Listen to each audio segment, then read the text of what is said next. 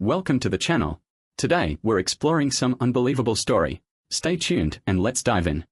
Reflecting on the past, I remember how optimistic and pleasant my life was. Jessica and I were college sweethearts.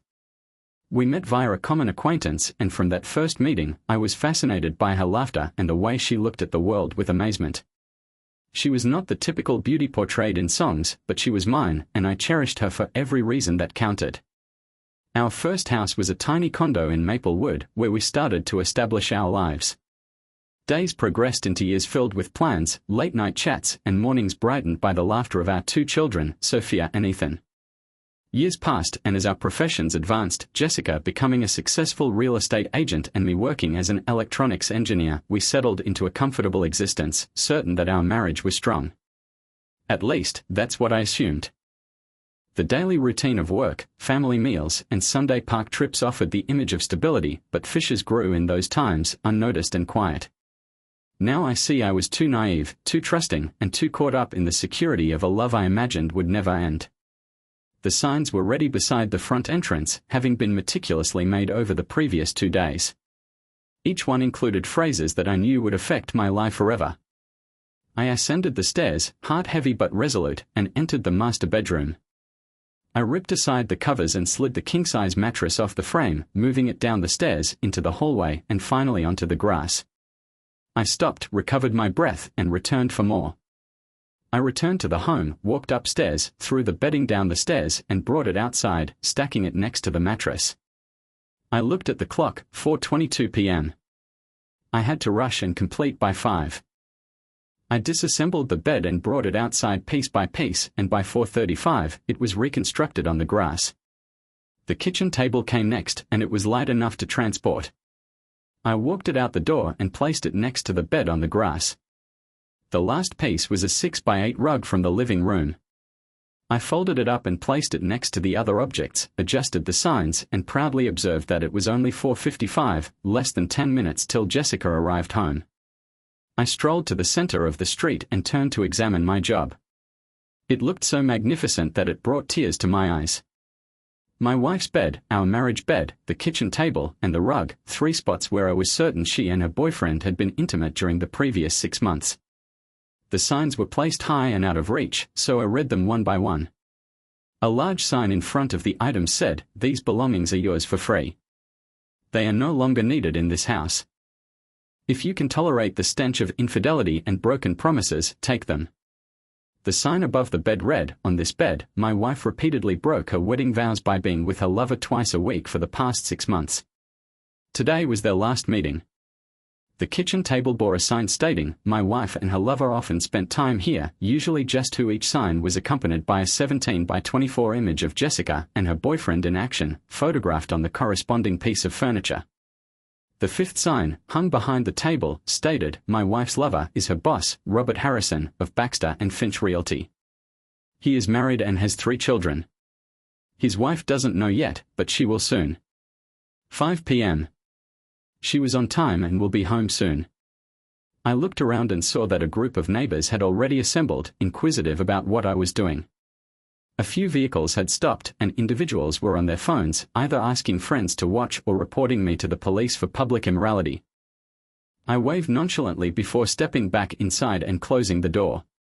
At precisely 5 p.m., I saw Jessica's vehicle round the corner and slow as it neared our home.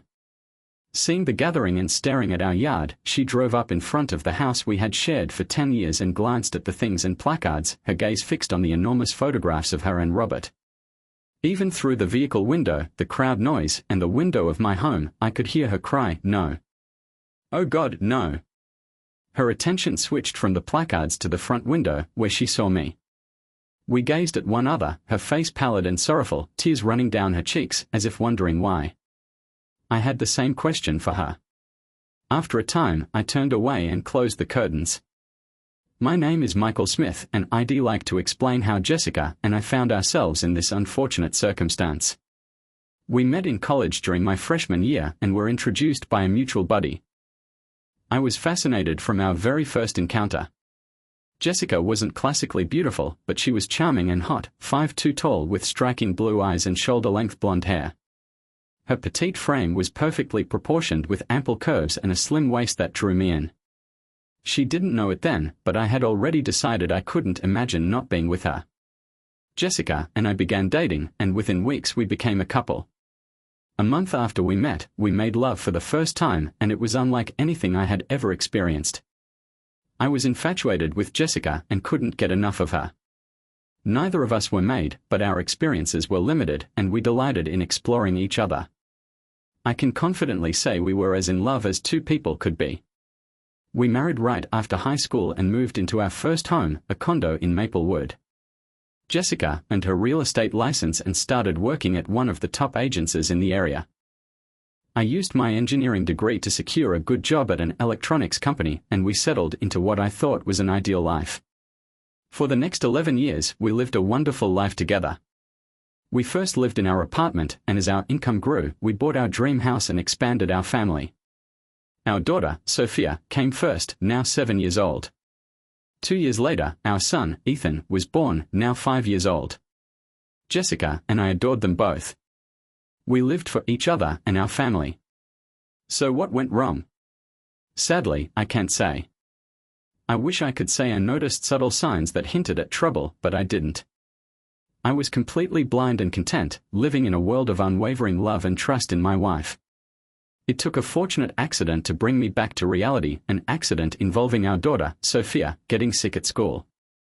It was a Friday just before noon when the school nurse called to inform me that Sophia had come down with flu-like symptoms. I was in when we arrived, and I opened the garage door. I was startled to see an unfamiliar car parked in my spot next to Jessica's car. A lump formed in my throat, and my stomach twisted.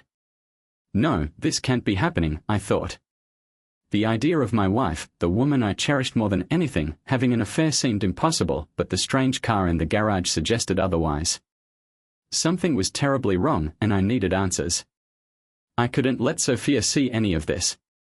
She complained. I know, honey, but I believe there is an exterminator inside spraying for pests. The spray may make you feel worse, I claimed, my first lie to her. Let me check, and I'll come get you. Sophia whined a little more, but lay back in the back seat to wait. I opened the door to the kitchen as quietly as possible, hoping to find Jessica and a friend enjoying coffee and conversation, but when I turned the corner, the kitchen was empty. I walked through the kitchen to the living room, hoping she was on the couch chatting, but no one was there either. Then I heard her laugh, a light, familiar laugh that I knew well, coming from upstairs, and my heart dropped. I crept up the stairs, the carpet muffling my footsteps.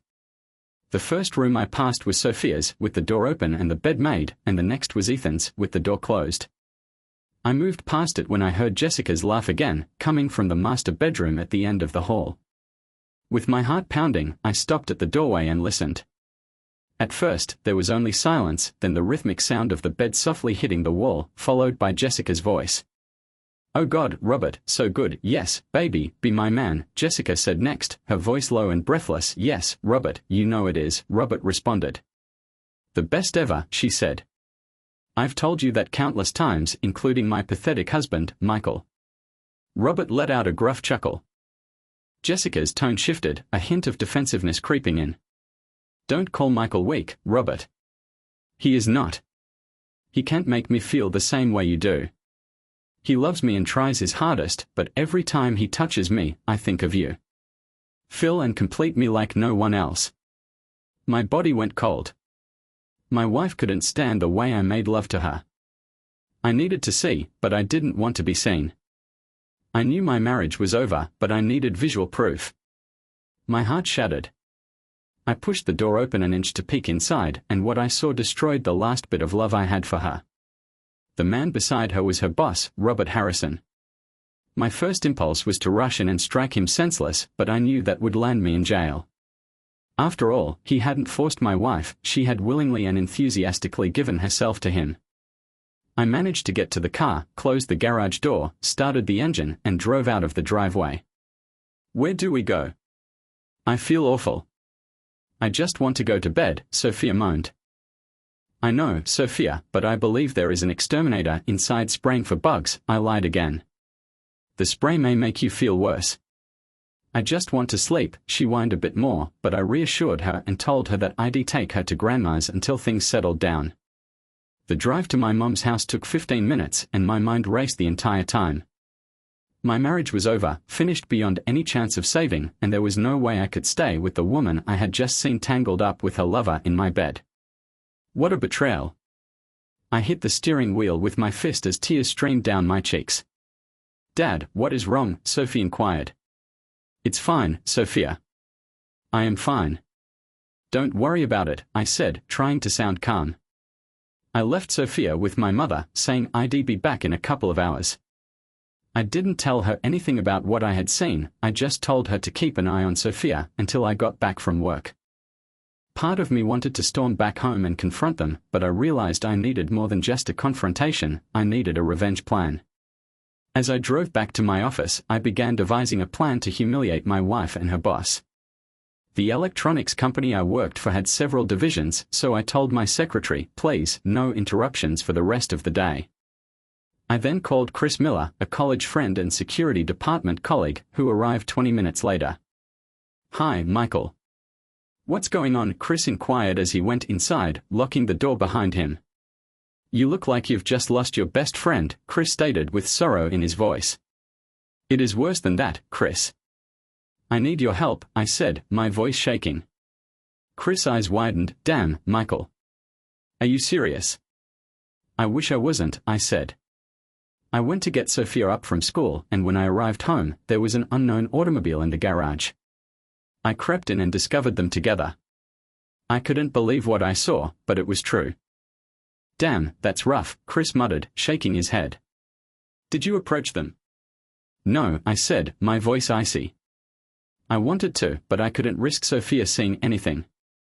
She was in the vehicle, waiting for me. So I silently departed and brought her to my mother's. Chris leaned closer.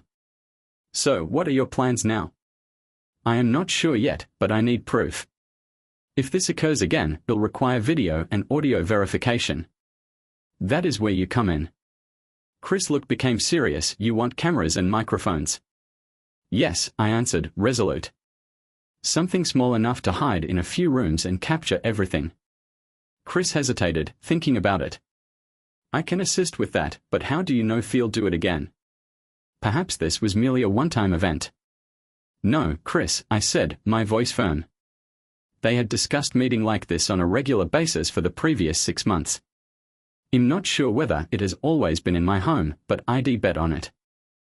Hotels would create a paper trail that they cannot afford, and Jessica remains at home throughout the day while I work and the kids attend school. Before we moved on to logistics, Chris mentioned that he had access to a new beta line of miniature wireless cameras and microphones that could connect to my laptop or home computer, as well as a small voice recorder that could be placed under Jessica's car seat to record any conversation she might have while driving. It would only capture her side of the conversation, but it was better than nothing.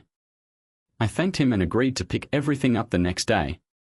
Coming home that night was one of the most difficult things I'd ever done. The thought of facing Jessica and pretending everything was normal felt impossible. I decided my best course of action was to act as if I was sick, which wasn't far from the truth. After picking up Sophia from my mother's house, we returned home, where I found Jessica in the kitchen preparing dinner. When she spotted Sophia, her countenance became angry. Where have you been? Why didn't you call to let me know Sophia was sick? I just got a message from the school nurse, Jessica said, her voice tinged with annoyance. I maintained a steady tone. The school attempted to contact you, Jessica, but you were unavailable. They contacted your office and were informed you were out. They left a message on the house phone and even tried your mobile phone, but it went directly to voicemail. Jessica's eyes widened with realization. Oh my God, I must have accidentally turned it off while showing it to a client at home. I did not have a spare minute all day. Yes, I'm sure, I thought, staring at her coldly. Too busy for your daughter. Jessica hugged Sophia and apologized before assisting her into bed. Despite everything, Jessica genuinely loved our children. It was me who seemed to be impeding her happiness, but that was about to change, and quickly. After putting Sophia to bed, Jessica returned to the kitchen to make soup for her and finish preparing dinner for us all. I don't feel great either, I shared with Jessica. I think you'll sleep in the guest room tonight, just in case I'm contagious. Jessica approached and laid her palm on my forehead. You do seem clammy, dear, and you look pale. Yes, I said. Pale and clammy, exactly what happens when you catch your wife with another man in your bed. I didn't say anything, just turned and walked upstairs. I went to the master bedroom first because I needed my shaving kit, toothbrush, and clothes for work the next day. When I forced myself inside, I noticed the window was open, the scent of sex was gone, and the bed was made. The sight nearly shattered me, but I held it back. I needed to stay calm until I could bring down my full response, which I would. I gathered my belongings and moved to the guest room, closing the door behind me. I stripped down to my underwear and got into bed, my body stiff and numb. I wanted to cry, but I forced myself not to because I had a plan to carry out and couldn't let emotions get in the way. I lay in the darkness for hours, unable to sleep. After feeding and putting the kids to bed, Jessica came in. I pretended to be asleep as she touched my forehead and softly left, closing the door behind her. Jessica usually took the kids to school, so I woke up early, showered, and left before she woke. I didn't care how it looked. I just needed to get away from what I once believed was a marriage built on loyalty, honesty, and commitment. How blind I had been. How devastatingly wrong. At work, I arrived before anyone else, brewed coffee, and started organizing my next steps. I knew I needed to cancel our shared credit cards, transfer half of our joint accounts into one under my name, and update the beneficiaries on my will, life insurance, and 401k to include only Sophia and Ethan. It seemed simple to undo 11 years of life, yet it felt monumental. I also needed to find a divorce attorney to avoid being taken advantage of by Jessica. This was a no-divorce state, so her infidelity wouldn't affect the financial settlement, but it could help me secure custody of my kids.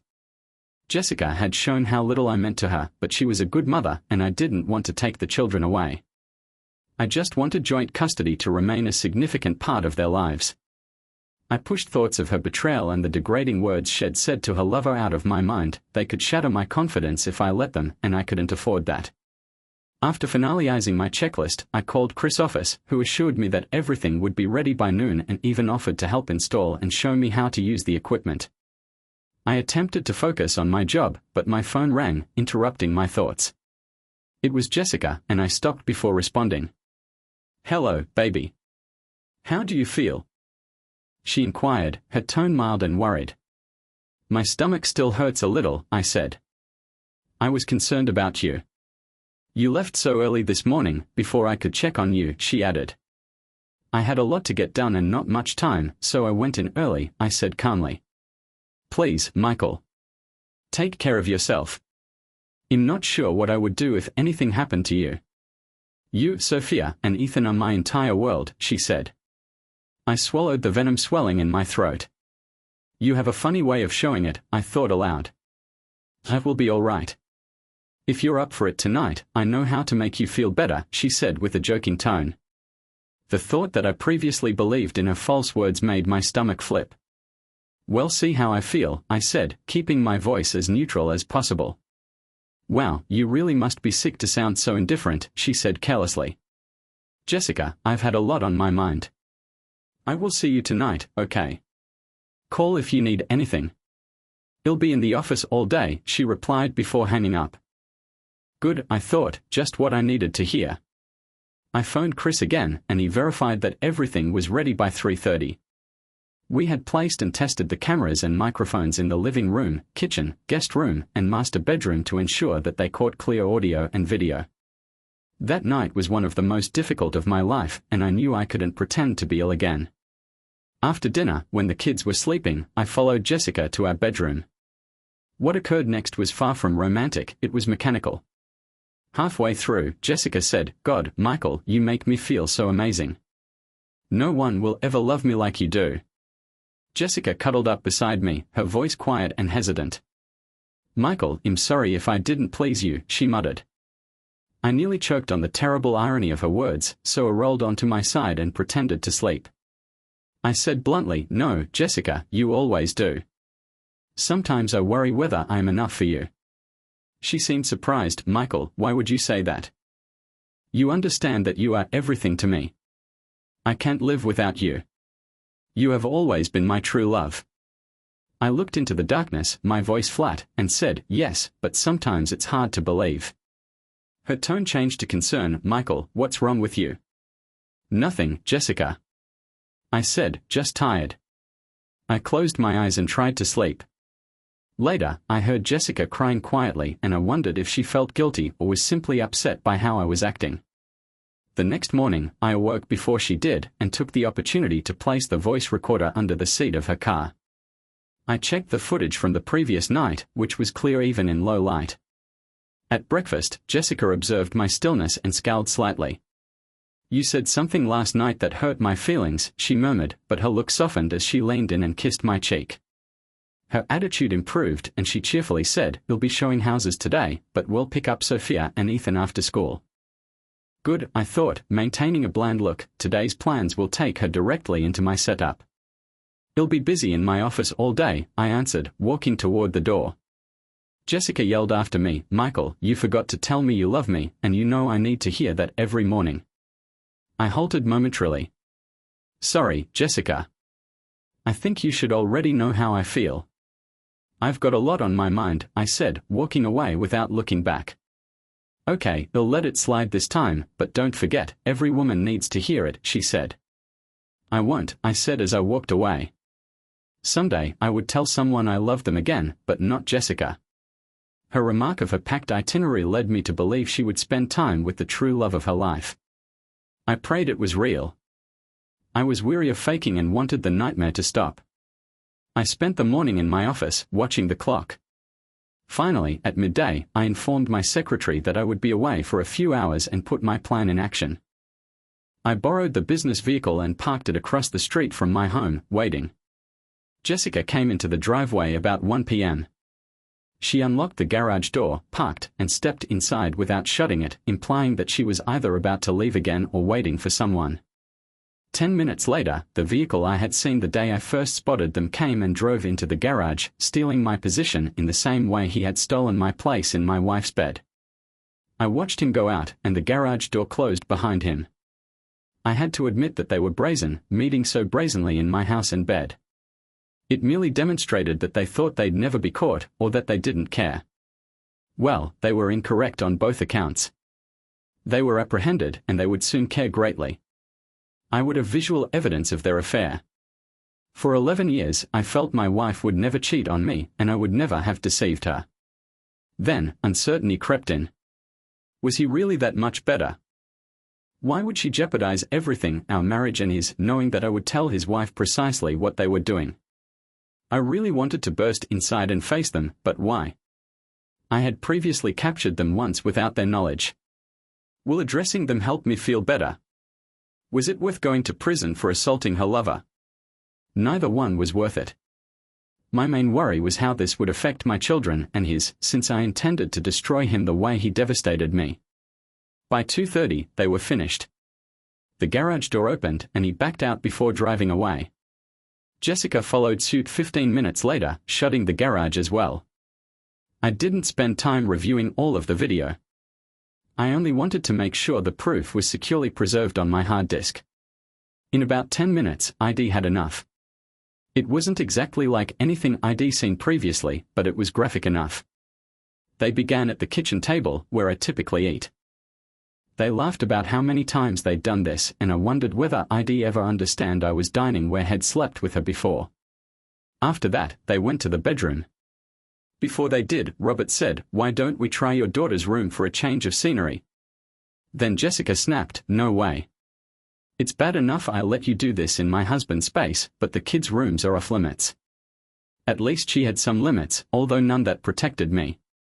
In the bedroom, they undressed and spent the next 40 minutes together. I observed they didn't say they loved each other, but Jessica kept telling him he was the finest lover she'd ever had. They ended on the living room carpeting beside the fireplace. He dressed and departed, while she immediately bathed and also left.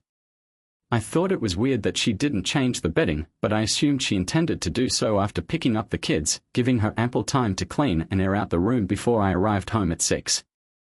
Knowing the proof was securely recorded on my hard drive, I shut off the machine and walked away without bothering to check the state of my damaged marital bed. I'd seen enough. Despite my hardened heart against Jessica, I felt emptiness within. An anguish that quickly morphed into raging rage and hate. I believe I even smirked, knowing what mayhem I was going to unleash on them. Back at work, I told Chris what I had saw and heard. Like me, he couldn't understand how Jessica, a presumably loving wife, could do this. Not only had she violated our holy vows, but she had gone out of her way to humiliate me, all while telling her boyfriend that he was a greater lover, a larger guy, and the only one who could fulfill her. These thoughts sent me into a deep pit of sorrow and misery, but I knew I had to pull myself out of it in order to carry out my plan to kill them both. I wanted a powerful divorce lawyer, and Chris advised I ask the legal firm that represented our business for advice. I contacted one of the corporate lawyers I knew, who offered me the names of 3 divorce attorneys who are well known for skillfully protecting husbands' rights. The first attorney I phoned was about to retire and was not accepting new clients, but the second said he could see me the following day at 3 p.m. With everything resolved, I proceeded to deactivate credit cards, change beneficiaries, and transfer monies. When I arrived home that evening, Jessica was in the kitchen preparing supper while the kids worked on their schoolwork in their rooms. She donned a yellow sundress and looked stunning. My heart nearly shattered again. She grinned and seemed delighted. I figured it was her normal post-afternoon hi. "Hey, baby, how's my man doing?" "I hope your day was as good as mine," she said, raising my eyebrows slightly. "My day was interesting, not great, but I discovered some things I didn't know," I remarked, keeping my tone neutral. "What made your day so good?" she inquired. "I made a sale," she explained. "My first one this week, and I might close another deal on Friday when I show more houses." "Sounds like a lucky day," I responded without excitement. "Anything else special? Did you meet anyone interesting or important?" I inquired, keeping a close eye on her. She gave me a funny expression. "No, just another day of work, so I can come home to my family. You know where my heart is." While changing, I observed that the bedding had just been changed and that the room smelt fresh. A shimmering spot of water on the shower floor grabbed my eye, so I mentioned it when I returned to the kitchen. "Did you take a shower this afternoon?" I questioned, keeping a tight eye on her. Jessica gasped at the question and turned to face me, her face filled with remorse. "No, why would I? That's silly." "I don't know," I responded, keeping eye contact, "but there's water on the shower floor, and it never stays there for long." She glanced aside and fidgeted with the lettuce in her hands.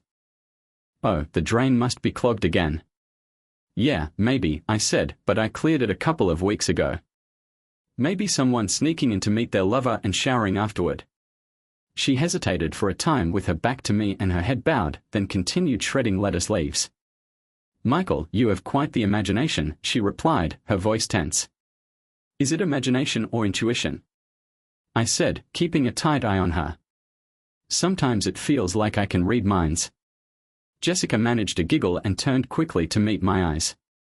"Well, if you could read mine, you'd see how much I love you." I nodded, the tension between us palpable. "It'll be in my office. Let me know when dinner's ready." She looked over her shoulder, her eyes filled with concern. Dinner was quiet, punctuated only by the occasional clink of cutlery. Jessica's eyes widened slightly as I took her normal seat, forcing her to accept mine. "Michael, you always sit there, why switch now?" she said, her tone doubtful. "Sometimes a change of scenery is nice," I said calmly. She gave me a weird look and scarcely ate, rearranging the food on her plate. The youngsters kept the discussion going, while Jessica and I largely listened and offered passing remarks. After dinner, we all helped clean up before I went back to my office to work. I went through the movie and chose frames to print, using my Epson T3000 for huge, high-quality photos. I carefully selected the subtitles to complement each. I had a plan: meet with the lawyer to start the divorce, safeguard my cash, and await Jessica and her lover's next rendezvous. When I eventually got to bed, Jessica was already there, either sleeping or faking. My actions must have given her cause for concern, yet it made no difference. Nothing she could say or do would alter my determination to divorce her. If anything, making her nervous was a little benefit. Today was Tuesday, and she hinted at another deal on Friday.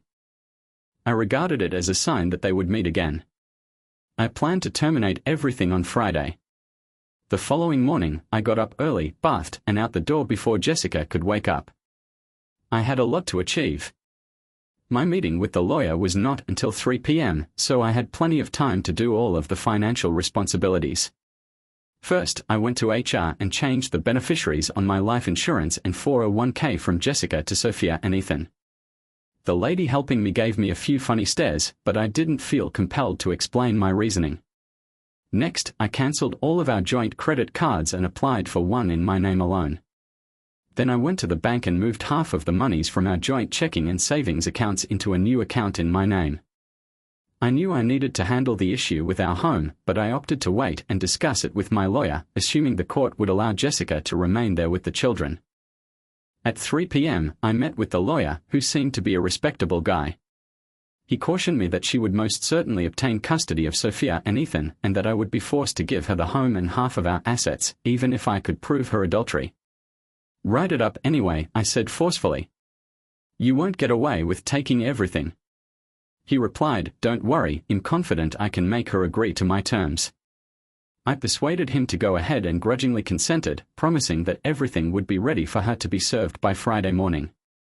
I also urged him to file a lawsuit against Robert and his firm for purposely wrecking my marriage. These papers would be available by Friday a.m. as well. I was prepared. When I arrived home that evening, I felt distanced from Jessica. My plan was already in action, and all I wanted was for this nightmare to end so that I could start anew, even though I knew there would be more misery ahead. There was no going back, and I was determined to share Jessica's anguish with her boyfriend. Dinner was quiet with little talk. Afterward, I returned to my office, printed the damning images, and tagged them without interruption. I addressed a letter to Robert's wife, enclosing the images I had printed and noting that I had video proof if she chose to divorce him. Around 11 p.m., I checked to see whether Jessica was sleeping, then removed the voice recorder from her vehicle and listened. The majority of the conversations were typical business, but one stuck out. "Hello, darling.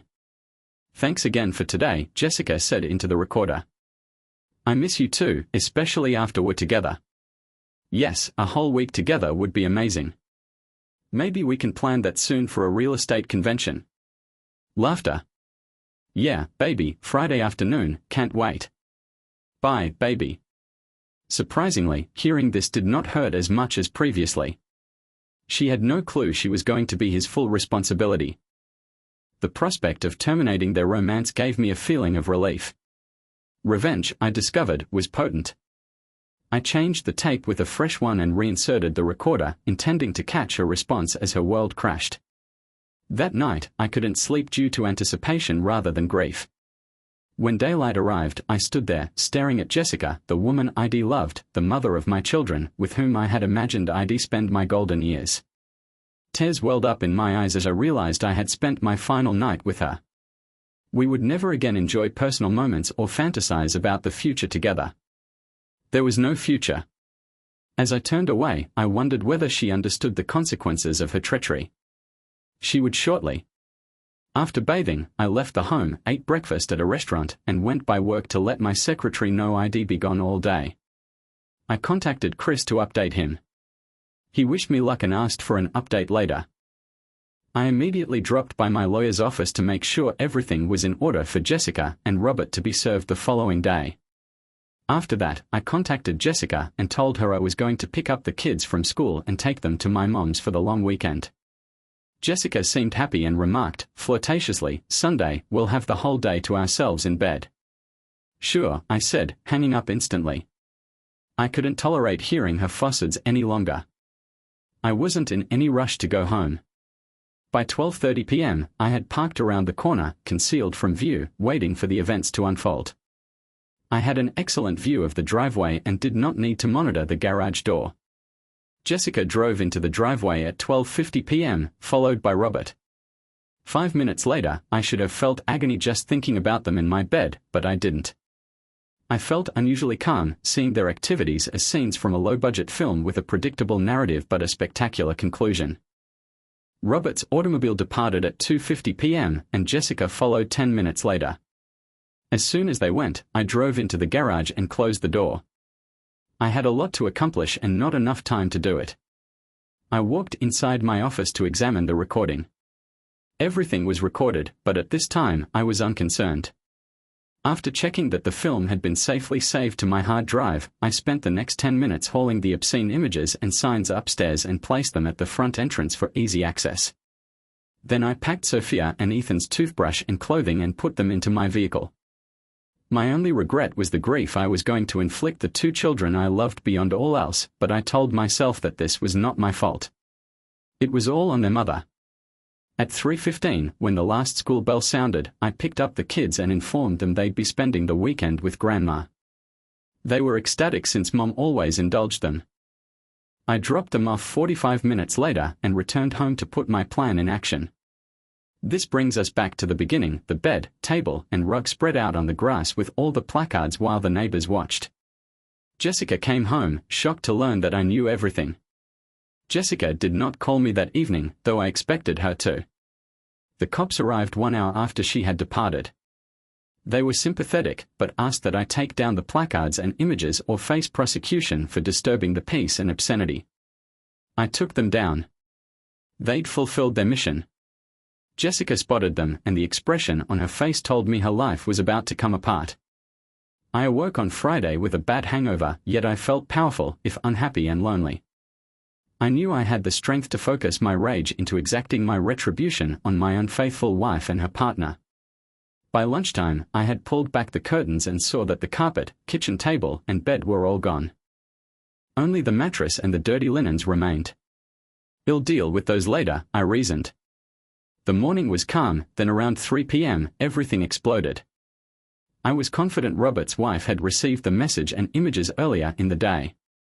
My lawyer phoned to inform me that Jessica, Robert, and their partners had been served at work. I was there when it happened, he said. Jessica screamed and collapsed, sobbing, while Robert stormed around the office calling you names and threatening you. Robert's partners, on the other hand, secluded themselves in a room for 15 minutes before emerging to give Jessica her last check. Your services are no longer needed, they informed her. Robert received a check for his partnership share. When he complained, they cited a provision of the company's charter that dealt with morals and employee relationships, allowing them to cut links with both him and Jessica at the same time. The receptionist informed Robert that his wife was on the phone and demanded to talk with him. She'd received the letter and photos and informed him not to come home, adding she would be filing for divorce the next day. I subsequently discovered from the spouse of one of the agency's workers that once Robert was led away, everyone turned their backs on Jessica, who lay on the floor weeping for half an hour. She eventually gathered herself and left the building, but no one knew where she went. The next day, Jessica finally phoned me. Her voice strained as she said, "Where are the kids?" "They are safe with my mother," I told them. "They know nothing and won't hear any sordid details from me." "Thank you," she muttered. "Can I come by to collect some of my things?" she said after a pause.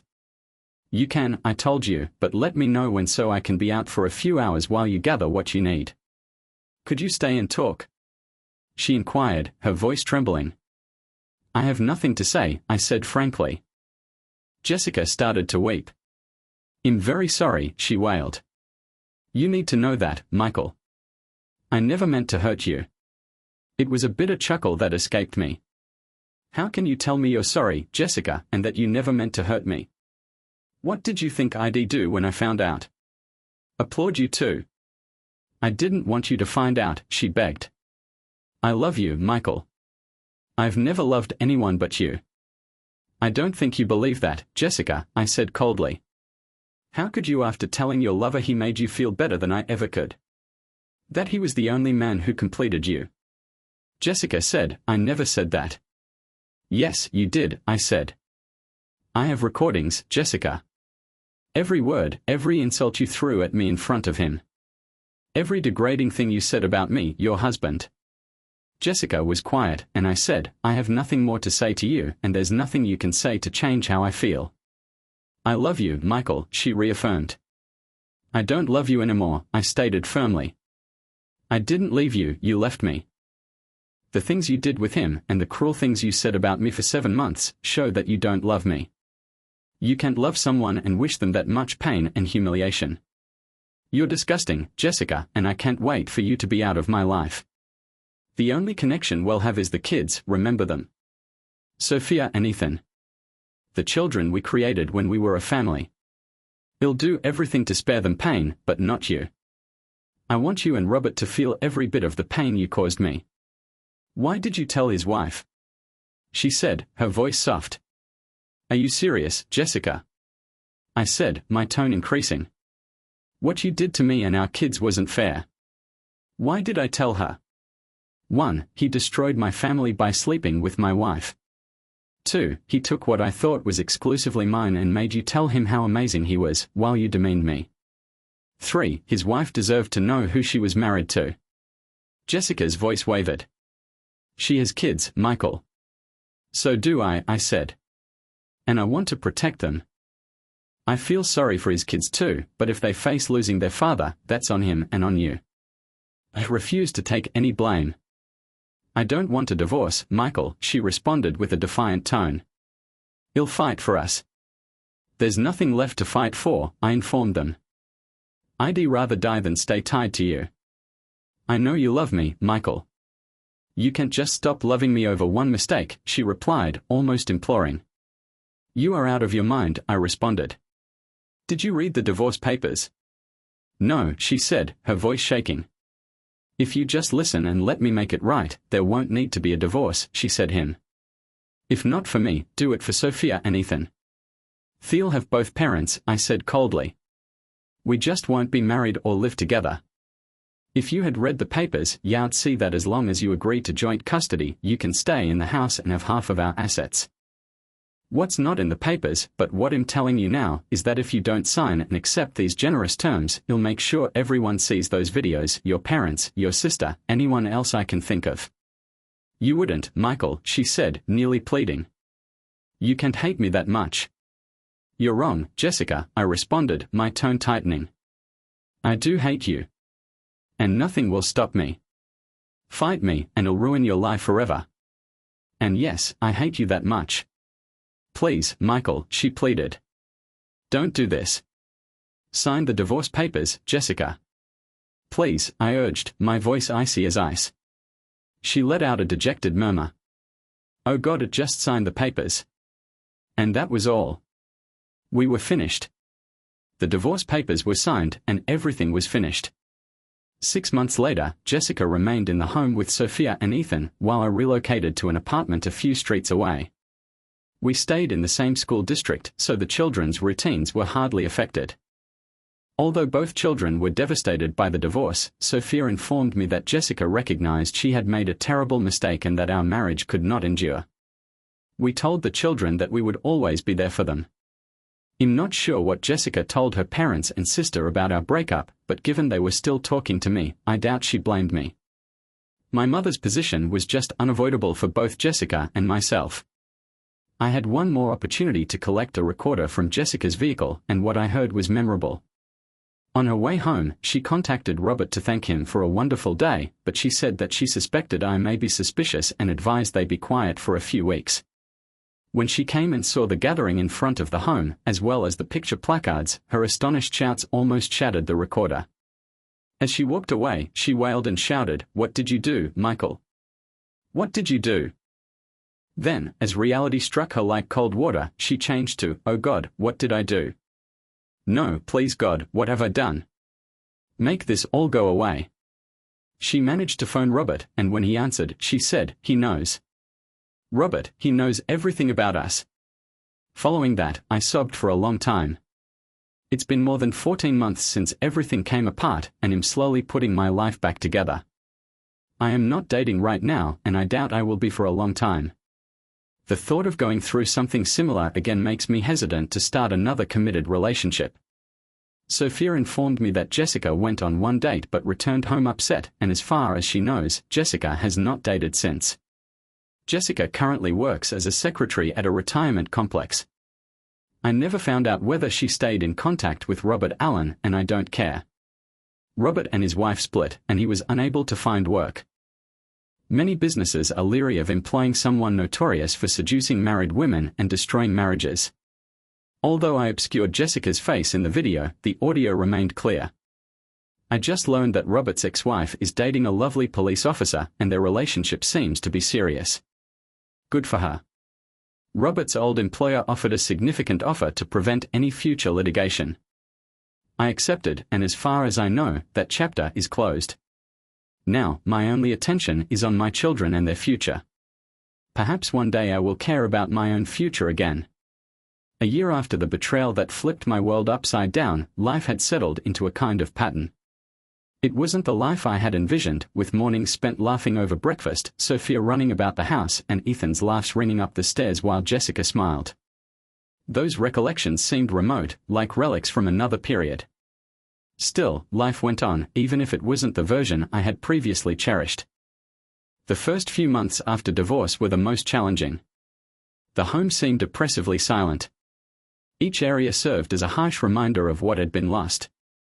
The bedroom I formerly shared with Jessica was devoid of any personal touches, including portraits, bedding, and even the few trinkets she kept on her nightstand. I considered remodeling to make the area my own, but the concept seemed hollow. Instead, I immersed myself in work and spent as much time as possible with Sophia and Ethan, pouring myself into them to fill the vacuum in my heart. Sophia had an unshakable inner glow. She was 9 years old and very sensitive. Her inquiries often hit deep, forcing me to face feelings I was unprepared for. One evening, as we sat on the back porch, watching the sunset, she fixed me with those big, inquiring eyes. "Dad, do you think people who hurt each other can ever be happy again?" said the girl. The question caused my chest to constrict. I wanted to convince her that everything would be okay, that time heals everything, but I wasn't sure that was true. "I think people can try, Sophia. And sometimes trying is all we have," I ended up saying. She nodded as if she understood, but I'm not sure I did. Ethan handled life differently. At 6, he was a flurry of activity, constantly looking for the next item to pique his interest. But there were times when his confidence faltered, and I'd discover him staring at old photographs or sitting silently by the window, deep in meditation. When I discovered him like that, I'd sit with him, saying nothing and just being there. Eventually, he'd glance up and offer me a faint grin, and I'd know that we were supporting one another silently. Jessica and I formed an uncomfortable peace in which we spoke briefly and practically, focusing entirely on the children. There were no disputes or accusations, just an implicit agreement to keep our feelings hidden, at least externally. Her eyes were puffy when I first saw her after the fight with Robert, and she averted my look. She was a different version of the lady I once loved, moving with caution, as if one false move might ruin everything again. Jessica's affection for Sophia and Ethan never wavered. She attended every school function and parent-teacher conference, evidently attempting to make up for her faults in the best way she knew how. She approached me one day after a school performance, as the students fled to join their pals. "Michael, thank you for still letting me be a part of this." Her voice was just a whisper, and her hands shook. "It's for them," I said, keeping my tone neutral. The agony in her eyes was clear, but I didn't sense victory, just sadness. Work became my haven. Projects that had previously appeared regular took on new significance. I immersed myself in them, working late hours at the office, not because I wanted to, but because I had to. Chris, a friend and co-worker, served as my sounding board. He never insisted on specifics until I offered them. Sometimes he'd come over with a drink, and we'd sit in quiet, our understanding stronger than words. Things changed when Ethan's soccer squad required a coach. The old me would have declined, blaming work or weariness. But when Ethan asked, eyes shining with enthusiasm, I couldn't say no. The sessions were crazy at first, full of yelled commands and straight kicks, but they quickly became the highlight of my week. Sophia would join us on the sidelines, her voice booming over the din as she yelled for her brother, a reminder that joy was still there, if fleeting. Sophia approached me one evening after practice, looking contemplative. "You're happier now, Dad," she remarked, more as a statement than a question. I nodded, feeling a tightening in my throat. "I think I am," I said, astonished by the idea. She smiled and grasped my hand, and I knew we'd be okay. Maybe not now or tomorrow, but soon. Jessica moved out in the autumn, choosing an apartment close enough so Sophia and Ethan could easily commute between our houses. The first time I dropped them off, it was a hurried farewell. I watched as they raced to her, their laughter booming across the corridor. Jessica stopped at the doorway, her eyes finding mine for a brief time. "Thank you, Michael," she murmured, her voice sounding sincere for the first time in a long while. I nodded and moved aside before the old pains resurfaced. The emptiness in the home served as both a comfort and a reminder. Nights were the most difficult. On such evenings, I'd flip through old family albums, allowing the memories to wash over me, not in sadness, but to respect what once was. It ached, but it was also mending. I learned to find serenity through acceptance rather than forgetting. Melissa's life also altered. She had apparently got a job as a secretary at a nearby senior home. It was a significant departure from her old life, yet it seemed to fit her. Sophia once remarked that Jessica went on a date but returned home in tears.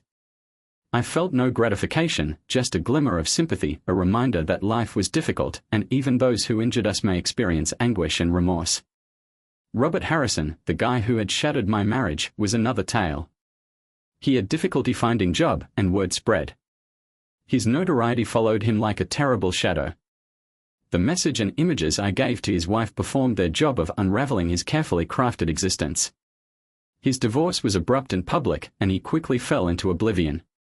It wasn't vengeance that satisfied me, but rather a feeling of justice, the recognition that acts have repercussions. There were some little victories in this new era. Sophia won her first school spelling bee, and Ethan scored his first soccer goal, leaping into my arms and grinning proudly.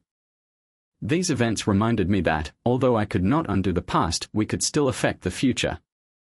I began concentrating more on myself, getting back into jogging and reconnecting with old acquaintances. The anguish of betrayal persisted, but it had subsided into a tolerable aching, a whisper rather than a roar.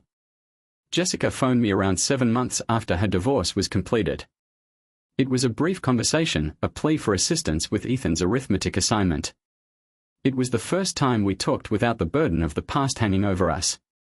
After we hung up, I sat there, experiencing a range of feelings. It wasn't a reconciliation. It was acceptance. As spring gave way to summer, I recognized I was no longer the guy who had previously trusted implicitly. I was more careful, but also stronger and more aware. Jessica left wounds on me, but they no longer defined me.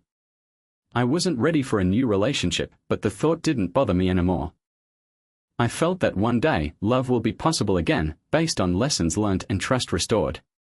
The youngsters adapted, going between their two homes with tenacity that impressed me. Sophia would sometimes inquire about the before time, as she called it, and I would tell stories, not as fairy tales, but in all their complexities. Ethan seldom asked, but he would occasionally come to my bed at night without saying anything. I'd hug him close, knowing that in those quiet moments, we were mending together. Life after betrayal was not what I had imagined. It was raw, nasty, and full of moments that pushed me to my limits. But it was also full of growth, small successes that reminded me why I continued to go ahead. I realized that forgiveness was not for Jessica or Robert, but for myself. A method for me to let go of the past and move on with confidence. Today, as I watch Sophia rehearse her dance routine and Ethan play soccer with his pals, I realize that this is what is actually important. The past is always present, a subtle reminder of where I've been, but it is not where I live. I dwell here, in my children's joy, the warmth of a beautiful day, and the constant, unbroken beat of my own heart. And maybe that is enough. Thank you for watching. Do you believe real healing is possible after betrayal? Let us know in the comments section, and don't forget to like and subscribe.